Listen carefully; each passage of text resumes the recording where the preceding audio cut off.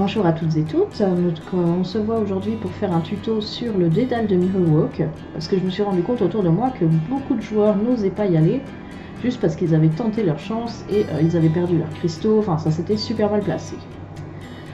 Donc on va déjà regarder ensemble la zone, voilà, donc c'est ici. Donc on nous conseille d'avoir 280 PA et 350 PD. En fonction des classes, c'est un stuff avec lequel c'est assez tendu.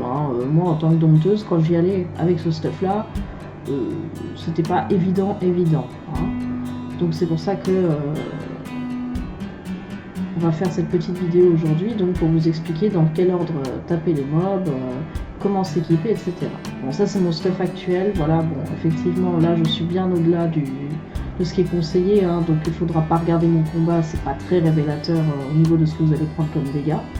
Donc vous pouvez utiliser comme moi des artefacts que j'appelle Ecopus, puisque pour à peine 25 millions vous avez donc soit un gros bonus de PD avec 4 artefacts de réduction de dégâts. C'est pas mal, surtout si vous montez sur des artefacts de réduction de dégâts des monstres. Et pareil pour les PA, si vous les équipez sur des augmentations de PA des monstres, ça vous fait un sacré bonus pour pas grand chose, contrairement aux artefacts qui peuvent très vite vous revenir à plusieurs millions, voire milliards. Donc vous pouvez utiliser, si vous êtes limite en stuff, le repas simple de Kron, qui réduit pas mal les dégâts, et qui est pas très cher, pour 2 heures, ça va, c'est à 350 000. Le breuvage de la bête, qui est pas mal du tout non plus, réduction de dégâts et PA contre les monstres. Et l'élixir de calque, pareil, réduction de dégâts et PV max. Sachant qu'en plus ces deux potions-là sont cumulables, l'élixir et le breuvage sont toujours cumulables, et on nous en a offert pas mal, si jamais ça vous ennuie de mettre de l'argent pour ça. Je vous conseille également d'aller chercher pendant la saison, quand vous aurez trouvé les bijoux qui vont bien, l'étoile de Périlla, qui est pas mal du tout, pareil, réduction des dégâts,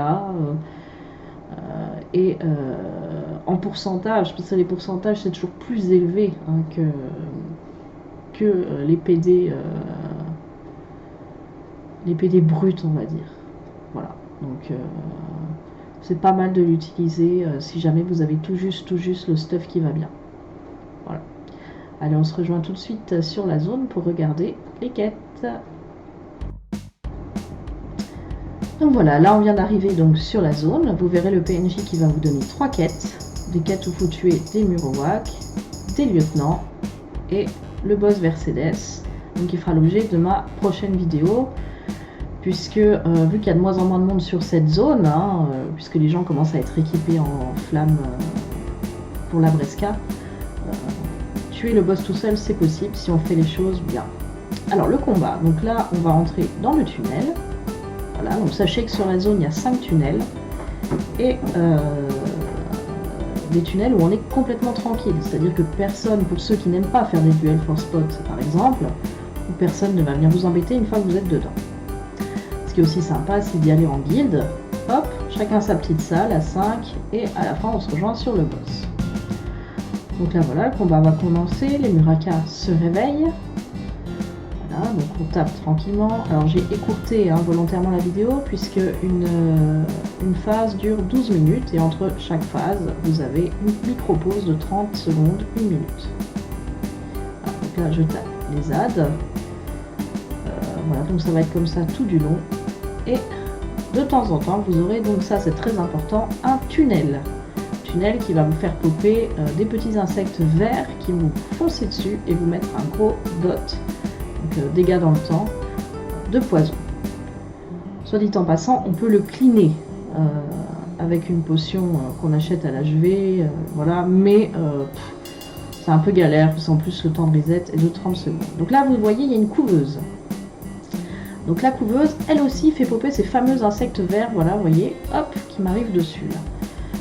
Quand il arrive à 3/4 de vie, la couveuse. Donc, pareil, si vous voyez un tunnel qui est déjà là avant la couveuse, on tue déjà le tunnel, très important, avant de mettre la couveuse à 3/4 de vie, parce que là vous allez vous prendre double dot et ça fait très mal. Donc là, bon, le tunnel c'est pas gênant, il est apparu après pour moi, donc voilà, je vais le faire vite fait. Là vous avez un lieutenant, voilà, donc il y en aura 4 au cours de la phase. Et ces lieutenants font mal parce qu'ils font des roulades vers l'avant qui vous font pas mal de dégâts. Donc là, vous avez, voilà. Donc, quand vous voyez qu'ils font une roulade, hop, on se décale. Le tunnel garde la priorité sur le lieutenant. Donc là, vous avez vu, il y avait une plaque rouge. Ça indique qu'il y a un petit mob qui passe. La plaque ne fait pas mal, et le mob ne fait pas mal non plus, il ne fait que passer. Mais il disparaît très vite, et parfois son loot est intéressant. On peut même avoir un sceau de la sorcière dessus. Donc je vous conseille d'essayer de les tuer. Là, vous avez Muraka qui vient de popper. Donc ça, c'est un boss d'event. Donc les boss d'event, comme sur toutes les autres zones, vous apportent des petits cadeaux en plus. Donc il fait pas mal de dégâts, hein, cet event, surtout si vous restez face à lui. Je vous conseille d'aller dans son dos. Donc on va dans son dos, on le tape tranquillement, et au bout d'un moment, il va faire popper 2 lieutenants. Donc si jamais vous êtes juste en vie, surtout qu'en plus il invoque pas mal de mobs en même temps, vous n'êtes pas obligé de les faire. Voilà, bon, moi là j'ai choisi de les faire pour avoir le cadeau. Vous avez vu la plaque rouge que Murasto a mis, il faut absolument se décaler et pas rester dedans. Et là, comme vous voyez, le tunnel garde la priorité dessus. C'est-à-dire qu'on fait une petite pause dans son combat contre Murasto pour vite venir tuer le tunnel et éviter les dots de poison mis par les insectes. Voilà, donc là je vais finir mes lieutenants tranquillement. Et ensuite je reprendrai mon combat contre Murasto pour profiter au maximum de tous les loots.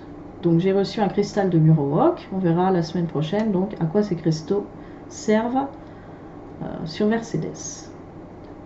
Voilà, donc on reprend le combat tranquillement.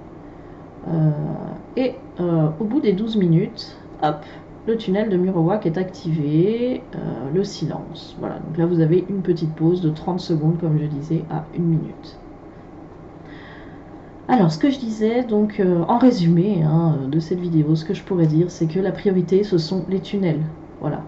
Évitez les plaques, évitez de rester devant les boss et les lieutenants, et attention aux tunnels. On se retrouve donc la semaine prochaine pour le combat contre Mercedes, le boss. En attendant, si vous avez aimé ma vidéo et souhaitez me soutenir, n'hésitez pas à liker.